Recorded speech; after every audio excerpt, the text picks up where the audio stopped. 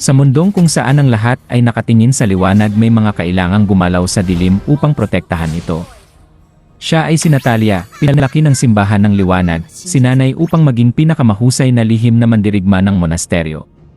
Walang nakakakita sa kanya hanggat hindi huli ang lahat, hanggang sa isang pagkakamali ang bumago sa takbo ng kanyang buhay. Ngayon, itatama niya ang mali, kahit anong kapalit.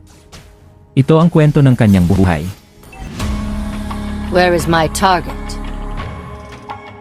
A truly wise man will not tell you the truth. Mula sa ulila hanggang sa tagapaglingkod.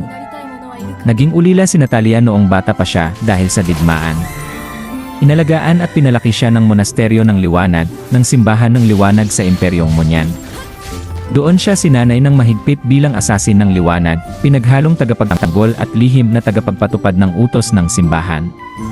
Dahil sa kanyang likas na galing at talino, mabilis siyang umangat at naging pinakamahusay at punong mamamatay tao ng buong monasteryo, walang hindi niya nagagawa at kilala sa hindi pagkukulang. Ang pagkakamaling bumago sa lahat.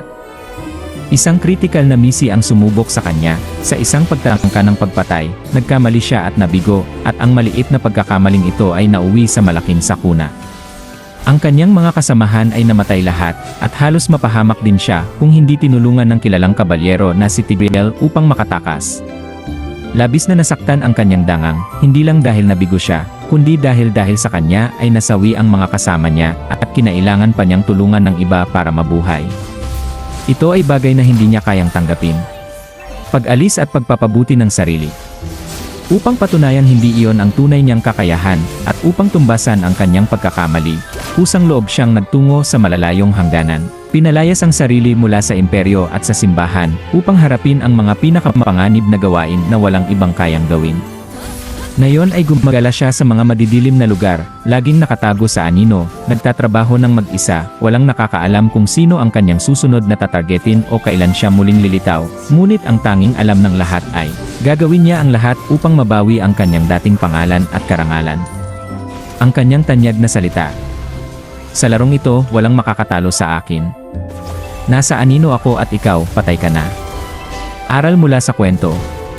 Ang pagkakamali ay hindi katapusan, kundi pagkakataon upang itama at patunayan ulit ang sarili. Ang tunay na dangal ay hindi nasa pagiging perpekto, kundi sa pagtanggap ng pagkakamali at pagtupad sa tungkulin kahit mahirap. Kahit naglilingkod sa liwanag, minsan ay kailangang gumalaw sa dilim para sa kabutihan. At iyan ang buong kwento ng buhay ni Natalia, ang kuko ng liwanag. Maraming salamat sa inyong panonood. Huwag kalimutang mag-like, mag-follow, at mag-subscribe para sa iba pang kwento ng mga bayani ng Mobile Legends. Salamat po!